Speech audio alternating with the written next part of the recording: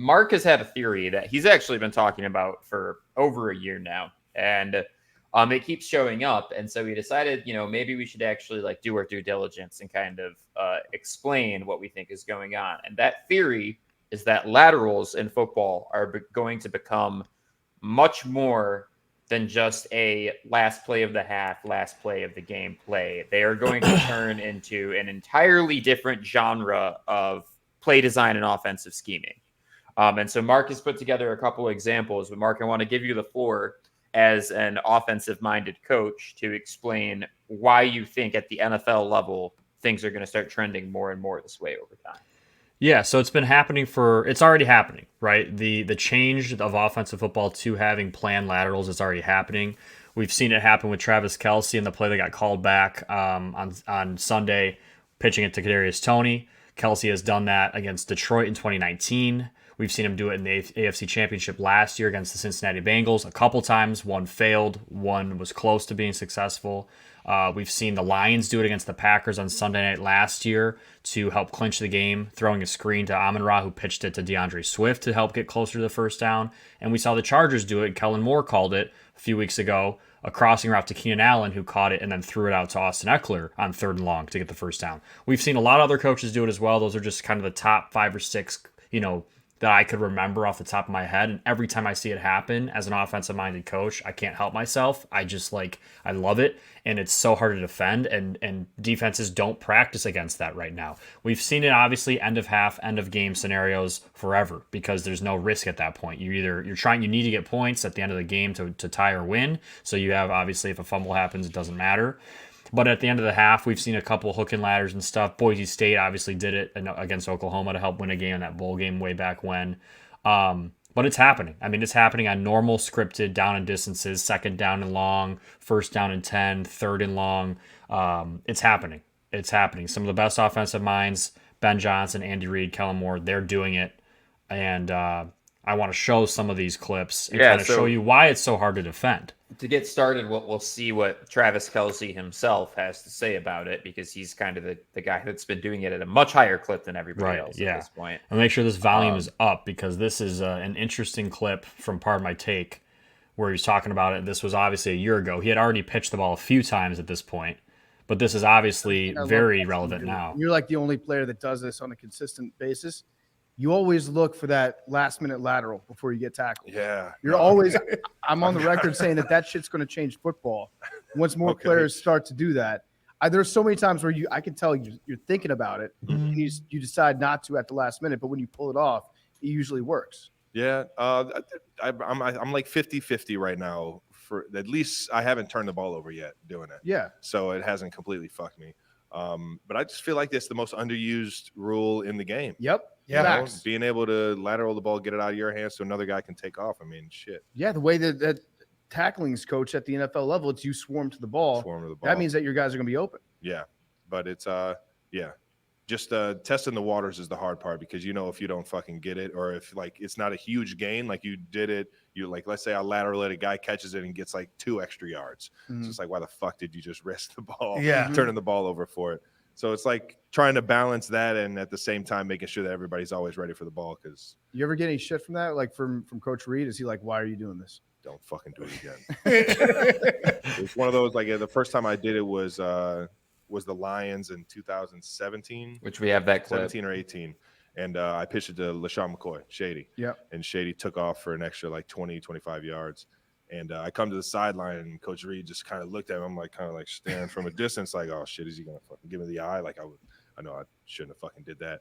And he comes up to me after the game, and he goes, "Imagine if we did that every play." Yeah, you know what I mean? Yeah. It's just my. And so I thought the part that was most interesting about that clip was him saying, because this is true, right? What is every defender in all of football taught all the time? Swarm to the ball. Everybody, ball, all You're the time. Never, ever, as a defender, at least in today's game, thinking about the lateral. Once the ball is crossed line of scrimmage, you are not thinking about the pitch unless it's end of half, end of game scenarios. Then you might expect a pitch. But in regular down and distances, nobody is thinking that. Nobody's planning for that. So he has a point. And this was that clip that from that episode of Pardon My Take was about a year ago. So some of these laterals have already happened, but a lot of stuff this year, you're seeing it from more teams, not just Travis Kelce doing it, not just Andy Reid, because it's a copycat league. We say that all the time.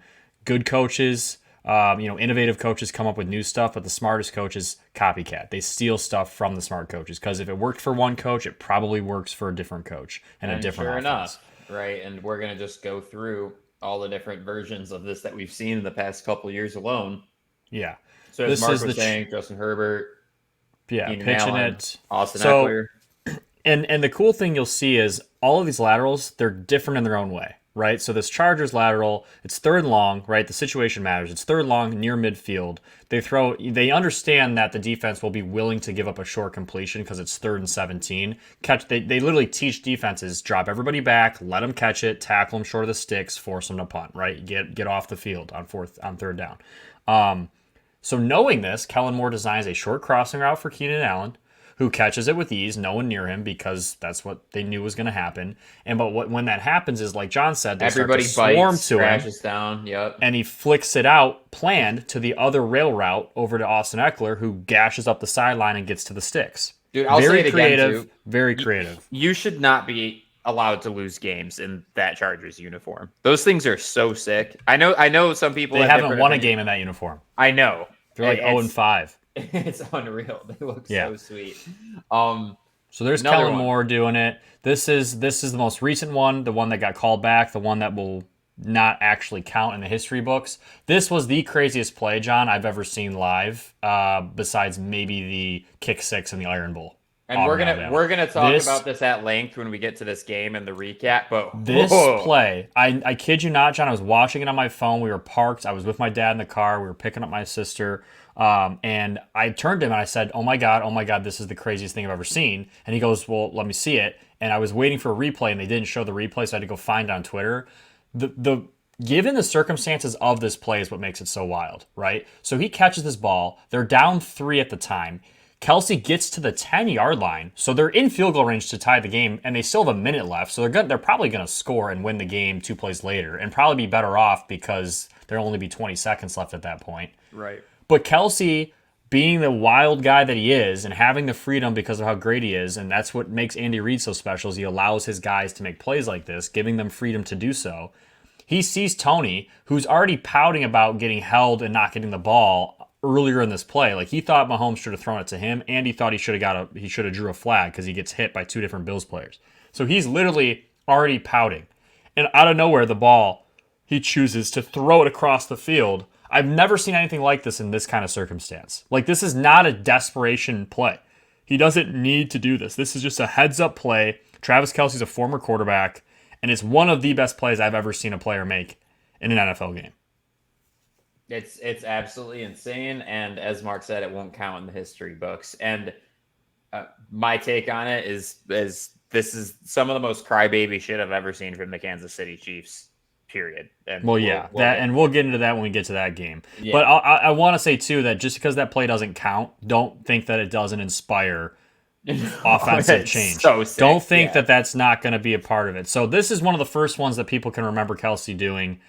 Mahomes makes an incredible throw. He catches it. He knows he's a little bit short of the sticks. He's falling down, and he sees McCoy right behind him, so he just catches it and kind of flicks it to him. This is similar to and we don't have a clip of this, but we've shown it in our episode with Coach John Bonamigo, Central Michigan's coach. When they scored on their Hail Mary to upset Oklahoma State, it was a similar play, right? That was end of game, but the player caught it, pitched it before his butt hit the ground to another player who ran in. This is similar, but it's not a desperation play, right? So that's what makes these pitches so different, that hook and ladder. This is a planned play call. There's no doubt in my mind, you can't convince me. You can watch this clip several times. This is in the AFC Championship against the Cincinnati Bengals. He runs a curl route, a hook route, catches it. McKinnon runs a rail route up the sideline. And once the ball's thrown, you can see all the defenders leave McKinnon and come to Kelce to put the ball down. And he plans to pitch that. There's no doubt in my mind that was intentional. If you notice the situation, it's 2nd and 11. So, long yardage. Everyone's thinking, okay, give up a short completion, force 3rd down. And again, this is Andy Reid choosing to purposely call this. This is where the future of it is. Not players just choosing to do it out of nowhere, which will start to happen maybe as well, but planned play calls like the Chargers one, Right. like this one, and then of course this last one we'll show you, which is the Lions doing it, Ben Johnson doing it. This is another one that failed. You can see, do you see that? Oh, If sorry, you I watch gotta this see clip, one. if you're watching this on YouTube, you can kind of pause it right after he catches it. So he catches this ball. The check down is number 83 here at the bottom of the screen. He's looking for the ball. You can tell that he's not going to block somebody because it's planned. Again, the second time in that game where Andy Reid called a play like that, where Kelce has the option downfield to pitch it. You can see it the way Kelsey's holding the ball too and looking. Right. Yeah. He's totally. Now he looking. chose not to pitch that one, Right. but and you notice on that one it was 3rd and goal. So again, understanding they're willing to give up a short completion. Andy Reid, offensive genius. Ben Johnson, a younger offensive genius, doing this last year to help clinch the game. This is a screen pass to Amon-Ra. They pull Penei Sewell out in space and then lead block for DeAndre Swift, who catches the pitch right after the screen's caught. By This the is way, a planned they play. continue to do the pitch part's, obviously really impressive, but the fact that they know how athletic Penei Sewell is and they will just put him wherever on the field. They did that so many times so far this season, and that's the beautiful part of this. It's the beautiful part of this is it's unexpected, right? And it you can see defenses don't know how to react to it because and then you have it's the so best new. right tackle in the NFL just right there lead blocking for a Exactly. pitch you weren't It's so expecting. new. It's John, there's very few times in modern day football where offensive coaches come up with an idea or a concept that toys with defensive-minded coaches for years. This is one of the ones that's going to do it. That out motion that the Dolphins started running with Tyreek Hill and Jalen Waddle this year that now everyone's doing is another thing that's throwing fits for defenses. This constant battle of this chess match between offensive geniuses and defensive geniuses in football, and it trickles down from NFL. I mean, shit, dude, Andy Reid and Mike McDaniel, they steal ideas from high school coaches. If they see a high school coach call something creative enough, they'll take it and they'll put it in their playbook. And it goes from NFL down and it goes from youth football up. I mean, we've seen the trick play like Johnny Manziel went to the sideline pretending to get a call, and then they snap the ball and he runs a go route. No one's guarding him. That happened at youth football. Like that was little kids did that, and someone saw it and said, okay, Mike McDaniel said, we'll do it with Johnny football. Why not? So it's really exciting. It gets me fired up as a football fan and as an offensive coach to see how it's changing the game and where the game's going. And don't get me wrong, like it's risky, but I think at times, like Travis Kelce said in that clip, it is worth the risk, and I think you can get a huge reward on that risk if executed. And you're seeing teams execute this at a higher level because it's being practiced. It's not just like willy-nilly, I'm going to just do it, right? Those are the most exciting plays when you don't expect it, but the planned ones are working pretty well, and I think we'll see more and more and more of that moving forward in the football future. I definitely agree with you. And, it kind of makes you wonder, right? I mean, football, relatively speaking, is a young sport. Like how much more untapped potential is there on the offensive side of the ball? I think, defensively, there's so many things you can do, but you talk about these laterals and things like that. Like, I think the more athletic and football smart that we're getting out of NFL players, like, I'm sure a lot of people know this. A lot of the guys that you're seeing on the offensive side of the ball have played quarterback at some point in their life because they, at one point, were the best athlete on their team. Like, if you're at an NFL level, that's just kind of the case. And you mentioned Travis Kelce playing quarterback. Like, one of the reasons why he feels empowered to take that risk that he did in this game was because of the fact that he has an arm. He kind of knows what to look for. Like, that's something that Travis Kelce can execute on. But the thing is that there are dozens and dozens of former quarterbacks in the NFL. And so you can just continue to get more and more ridiculous with what you can have them do. And then, the defensive philosophy applied to the ball, if you start doing this frequently enough, like, can you really get away with that? And you then have to stand your guy. You have to guard your guy even after the ball has been caught. It literally changes everything about how defenses coach. Exactly. Which is that's what makes it so empowering, though. That's what makes it so difficult to stop. Crazy. Because if teams, everyone struggles, John. Like you see teams struggle with like the read option, for example, right, or triple option. You see teams struggle with that because you don't know which guy to defend, which guy to tackle, which guy's actually going to keep the ball. Is he going to pitch it? Is he going to keep it? Is he going to throw it? Like RPOs have become a huge thing. So you add the element of surprise down the field now, like past line of scrimmage, you add the element of option football down the field, you're changing the game. You're revolutionizing offensive football, and you are now taking another huge step ahead of defense. And defense always reacts, right? Defense, they don't innovate a ton. They have to react to the innovation, right? So when the forward pass was created, defense had to adjust. Okay. When guys got faster, defenses had to adjust. When guys got bigger and stronger and just hand the ball off and give it to the best athlete on the field, defenses had to adjust, right? I mean, you look at the history of football, it's always happened. This is the next thing that's going to cause defensive-minded coaches headaches, and they're going to have to find a way to adjust. This just feels like an inherently different headache than any other headache that we've seen before. Because, again, the fly to the ball aspect, which is like defensive fundamentals, that's not even scheme. That's fundamentals. Now what? Everybody has to play on their man? All linebackers like the whole play. And corners have to almost be like basketball. man? Like basketball, like if you leave your man to help on defense, you got to get back to him, or someone else has to get to your guy. Like, is it going to be like that down the field now? Like, that's where we could be going. How ridiculous that is! Think about how exciting that would be, how fun that would be. Think about how much more scoring you'd see. You would see a lot more scoring, and a lot more turnovers. It would just be really, really fun to see that. It excites me. I think it's really, really innovative stuff.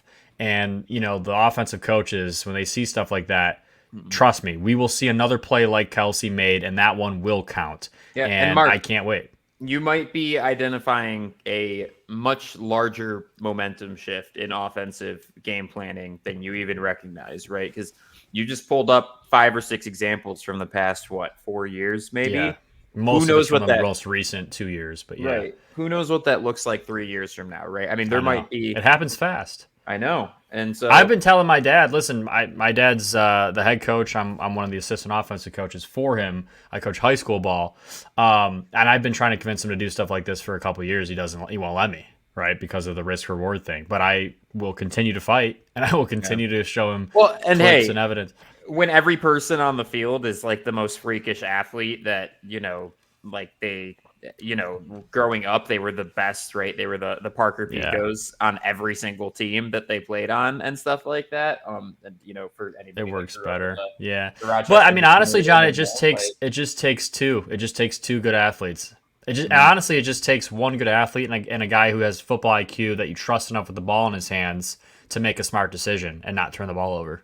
Really, that's all it takes, because what look you're gonna get most of the time. Like when Kellen Moore called that, Keenan Allen, I don't know if he's a former quarterback or not. I mean, he probably just throws an okay ball. Doesn't require a great pass. I mean, as long as it's a safe pass. And here's the crazy thing too, right? One part that's different about Canadian football than American football that blows regular football fans' minds is the motion thing, right? Like you can go forward and. Yeah, you can have forward motion like as far back before the play as you want and be running full speed by the time you get the handoff.